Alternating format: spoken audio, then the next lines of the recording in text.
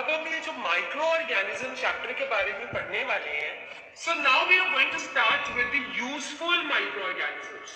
As you know about much about micro organisms कि micro organisms कैसे दिखते हैं, माइक्रो ऑर्गेनिजम्स के अंदर क्या होता है, क्या फीचर्स हैं उनके, कहाँ पे मिलते हैं, you know much about them, right. And अब आप इस फिगर को देख पा रहे हो, तो हमने एक बार जब पहले भी चैप्टर स्टार्ट किया था तो हमने ये फिगर देखी थी, तो तब आप इतने फैमिलियर नहीं थे, और अभी आप इस फिगर को देख के आप आसानी से पहचान सकते हो what this figure is indicating. This is a bacteria, a rod shaped spherical bacteria, right. This is a yeast, another kind of microorganism. This is again a bacteria. तो आप पहचान सकते हो ना कि ये सारे microorganisms के pictures हैं.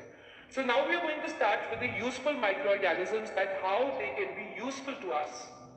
So first we are starting about the useful bacteria. कि बैक्टीरिया आपके काम कैसे आ सकते हैं, right.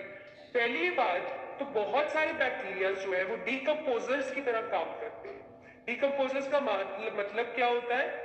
They feed on dead and decaying organic matter.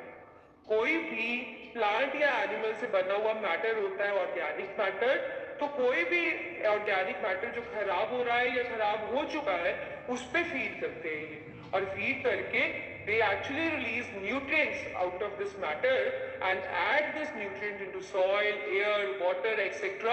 मतलब न्यूट्रिएंट पूल के अंदर न्यूट्रिएंट को ऐड करना by decomposing the dead and decaying organic matter, right? तो एक तरह से ये न्यूट्रिएंट्स को रिसाइकिल करने में हेल्प करते हैं, and they act as decomposers, therefore they help in recycling of the nutrients. दूसरी बात, कुछ बैक्टीरियाज की पावर है that they are nitrogen fixing bacteria. अब ऐसा है कि प्लांट को ग्रो करने के लिए it requires many nutrients. Out of which nitrogen is also a kind of nutrient which is required by the plant for its growth. अब कुछ प्लांट्स ऐसे हैं हमारे पास जिनके रूट के नोड्यूल्स पे, as you can see in the figure, this is one of the leguminous plant. This is one of the leguminous plant. Leguminous plants वो plants हैं जिनके रूट्स में ऐसे नोड्यूल्स दिखते हैं. These are all nodules. In nodules के अंदर एक स्पेशल तरह का बैक्टीरिया होता है, that is rhizobium. That is rhizobium. ये जो बैक्टीरिया इन नोड्यूल्स में होता है, it actually has a power to fix the nitrogen, atmospheric nitrogen. So it is a nitrogen fixing bacteria which is present in root nodules. और ये किसमें help करता है? नाइट्रोजन फिक्स करके नाइट्रोजन को सॉइल के अंदर ऐड करता है. तो आप कह सकते हो it helps in maintaining the fertility of the soil.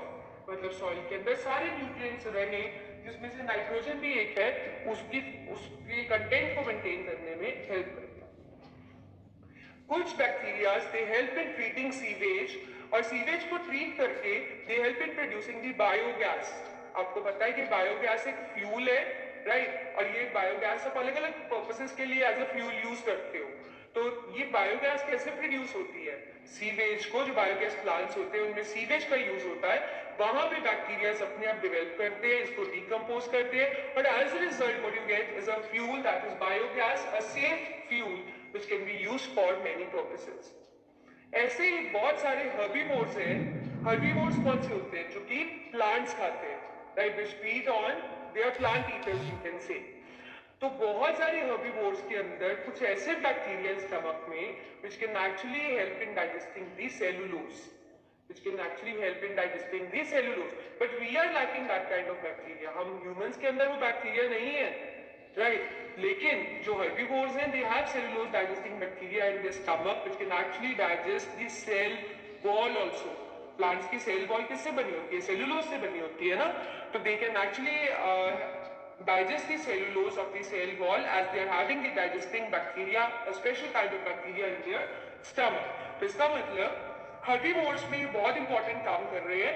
They are actually helping in the digestion of the cellulose. कुछ bacteria ऐसे हैं, they help in making the antibiotics like penicillin. They are helping in making the antibiotics. और आपको पता है antibiotics आप क्यों खाते हो? Antibiotics are always taken in order to prevent the growth or suppress the growth of the microorganism. Suppose आपको कोई microorganism आपकी बॉडी के अंदर एंटर कर गया और उससे आपको कोई डिजीज हो गई, तो what doctor will prescribe? Obviously the doctor will prescribe you to take the antibiotics. तो एंटीबायोटिक्स का ये काम है कि antibiotics when you take so they actually suppress the growth या फिर कोई जो माइक्रो ऑर्गेनिज्म के टॉक्सिन मटेरियल आपकी बॉडी के अंदर हार्मफुल सिक्रीशन कर दिया है माइक्रो ऑर्गेनिज्म में जिसके कारण आपको डिजीज हो रही है, तो उसकी ग्रोथ को या उसकी टॉक्सिसिटी को खत्म करते हैं. So these are what the antibiotics. The antibiotics, you can say they are the chemicals which are actually when taken, they suppress the growth of microorganism or prevent the growth of microorganisms or they just make the microorganism inactive. तो किसी भी तरीके से वो काम करे, they are just helping us to save us from the disease.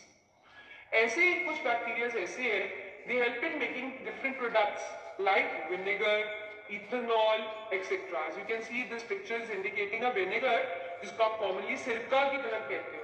And you know that it is a kind of preservative also, और आप इसको food के अंदर भी use करते हो, right? तो bacteria are helping making these kind of useful products like vinegar, ethanol, etc.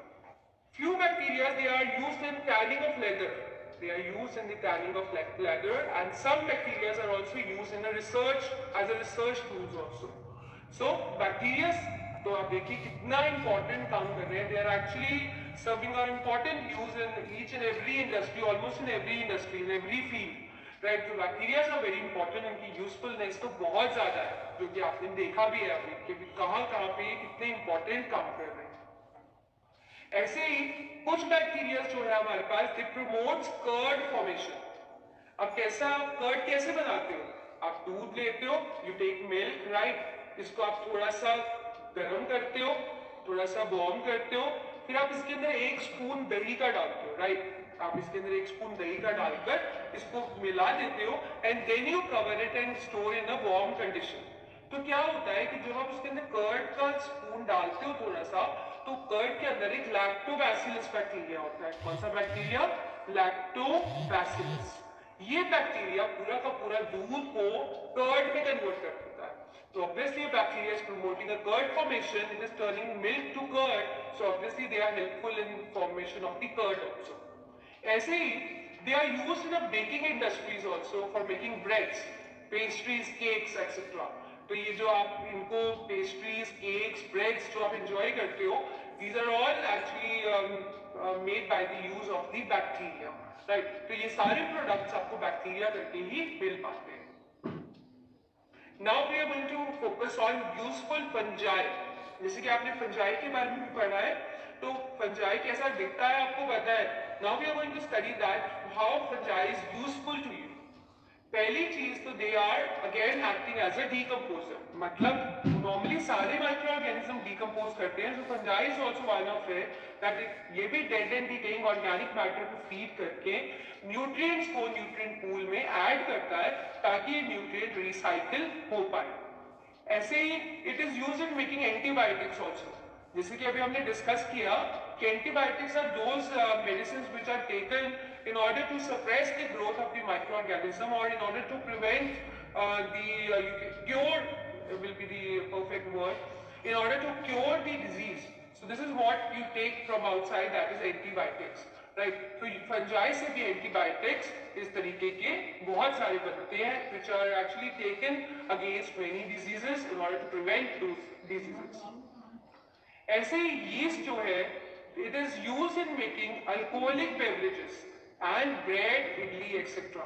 Yeast is a kind of fungi जो कि बहुत जगह पे यूज होता है, जिससे आप alcoholic beverages भी बना सकते हो, आप bread, idli इन सब चीजों का बना सकते हो. Yeast is commonly called as khamir. What is yeast actually called? क्योंकि कई चीजें ऐसी होती हैं आपने जानते हो उनको, पर आपको उनका साइंटिफिक नेम नहीं पता होता, टेक्निकल नेम नहीं पता होता. So yeast is one of the kind. आप अपने घर पे जाके देखना, your mama must be having this in your kitchen, that is called as khamir, right? So yeast is actually used in making the alcoholic beverages, bread, idli and many more. और जैसे कि मैंने आपको बताया, these are mushrooms, that is an edible fungi. तो कुछ fungi ऐसे भी हैं जिनको आप खा सकते हो and actually you really enjoy eating them, right? तो मशरूम से सब्जी भी बनती है, मशरूम से स्नैक्स भी बनते हैं, मशरूम पुलाव में भी डलता है. Mushroom is actually used in many kind of things in kitchen, right? And fungi are used in a research work also. Fungi is like bacteria, they are also used in a research work. This is how the yeast looks like. तो आज आप घर जाएंगे तो just try to find out that do you have this kind of thing in your kitchen और not, और अगर आपके पास है जस्ट आस्क योर मदर कि वो किस किस चीज में इसको यूज करती हैं और किस किस तरीके से क्या क्या चीजें बना सकता है, right. This is what is yeast and this is what is a mushroom. Now we have useful algae. Now what we have is a useful algae. पहली बात तो ये है कि जो एल्गी है आपको पता है ग्रीन है कलर में, तो ऑब्वियसली खाना बना सकता है, तो फोटोसिंथेसाइज करके it actually supply food to aquatic animals and as a result it also releases the oxygen gas also which is taken by the aquatic animals. तो एक्वेटिक एनिमल्स को एक तो एल्गी से खाना मिल रहा है और ऑक्सीजन मिल रही है जिससे वो सांस ले सकते हैं. ऐसे red algae is a kind of algae as you can see in the figure. This red algae is edible in many countries. ये खाया जाता है और relish किया जाता है in many countries actually. ऐसे ही कुछ algae है they are used in making toothpaste, jellies etc. जैसे कि आप देख पा रहे हो this is a toothpaste obviously. तो ये toothpaste के अंदर कुछ algae का यूज होता है जिससे toothpaste बनती है. There are few algae which enrich the soil also. कैसे enrich करते हैं? उसमें नाइट्रोजन वगैरह डालकर. Like we have blue-green algae. Blue-green algae is a kind of algae which can actually add nitrogen to soil, right? So this is again an important use of algae. ऐसे ही कुछ algae जो है, they are sources of iodine and potash. मतलब आप उसको खाते हो and they supply mineral like iodine and potash. For example, we have brown algae. So this is what you can see in the picture. This is actually indicating the algae. तो आप पहचान पाएंगे ना algae को कि algae कैसी दिखती है. ग्रीन कलर तो आपको पता लग गया है कि it can actually photosynthesize और photosynthesize करके तभी तो aquatic animals को खाना दे पाएगा. And moreover it is considered to be plant. तो obviously ये सांस लेने के लिए आपको पता है कि CO2 inhale करता है और ऑक्सीजन रिलीज करता है which is taken by the aquatic animals.